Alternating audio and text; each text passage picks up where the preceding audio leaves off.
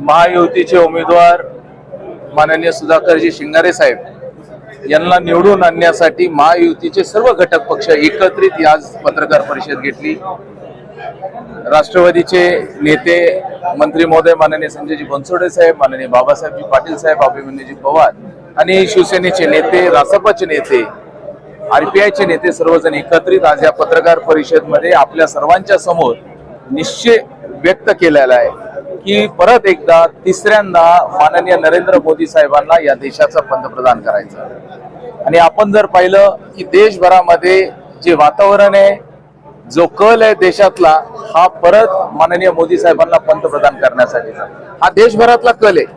आणि त्याचसोबत आज आपल्या जिल्ह्यामधला पण जर कल आपण घेतला, हाही महायुतीच्या उमेदवार सुधाकररावजी शिंगारे साहेबांसोबत आहे। मला आताच एका पत्रकारांनी आता आपल्या इथंच विचारलं की तुम्ही कसं म्हणतात की कल